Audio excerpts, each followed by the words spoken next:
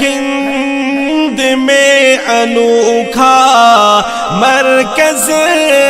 تحفظ دین، یہ دین کا ترجمہ ہے مرکز تحفظ دین، کہ اشکوں کو مصطفیٰ نے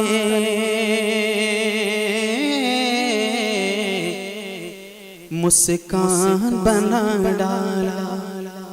اشکوں کو مصطفیٰ نے مسکان بنا ڈالا، اشکوں کو مصطفیٰ نے مسکان بنا ڈالا، کہ اشکوں کو مصطفیٰ نے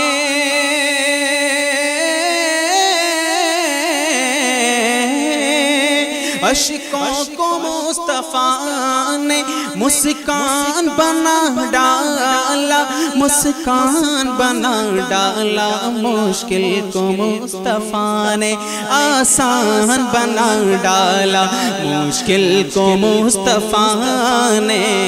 آسان بنا ڈالا، مشکل کو مصطفیٰ نے آسان بنا ڈالا۔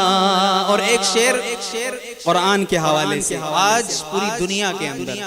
قرآن کے دشمن، اسلام کے دشمن، مسلمان کے دشمن، ہر طرف سے اگر کوئی مقابلے میں ہے تو اپوزٹ میں، مد مقابل میں علماء دیوبند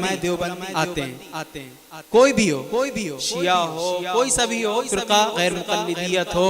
یا شکیف یہ نئے فتنہ، کوئی بھی ہو، سب کا اپوزٹ جو ہوتا ہے وہ علماء دیوبند اور دیوبند ہوتے ہیں۔ تو قرآن کے حوالے سے میں شعر پڑھتا ہوں، ملاحظہ فرما لیں۔ قرآن کو بہت لوگوں نے مٹانے کی کوشش کی، وقت میں بہت دجال آئے، آتے رہے، جاتے رہے، لیکن قرآن اللہ نے خود فرما دیا، اِنَّا نَحْنُ نَزَّلْنَا الذِّكْرَ وَإِنَّا لَهُ لَحَافِظُونَ۔ اللہ نے خود فرمایا کہ ہم نے نازل کیا، ہم اس کی حفاظت کریں گے قیامت تک۔ چنانچہ آج دیکھ لیجئے، تقریباً 1450 سال قبل قرآن پاک نبی کریم صلی اللہ علیہ وسلم کے قلب اطہر پر جو نازل ہوا تھا، آج تک بعینی وہی قرآن ہے، ایک زبر زیر بھی نہیں بدلا۔ یہ معجزہ ہے قرآن کا۔ تو فرماتے ہیں، شاعر کہتا ہے کہ قرآن کو یہ دنیا اب کیسے مٹائے گی، قرآن کو یہ دنیا دنیا دنیا دنیا اب کیسے مٹائے گی، قرآن کو یہ کافر اب کیسے مٹائیں گے، قرآن کو یہ دنیا اب کیسے مٹائیں گے، کہ قرآن کو یہ دنیا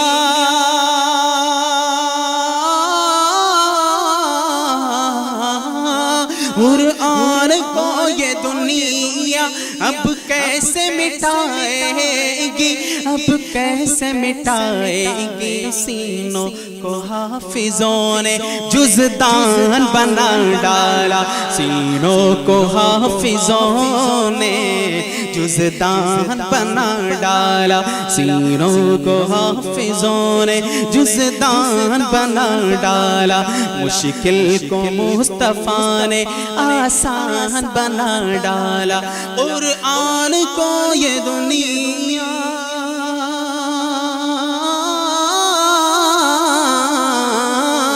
قرآن کو یہ دنیا اب کیسے مٹے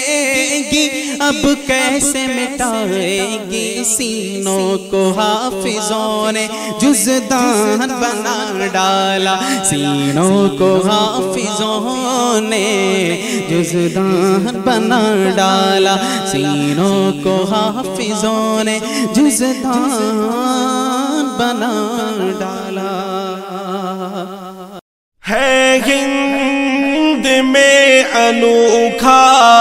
مرکز تحفظ دین، یہ دین کا ترجمہ ہے مرکز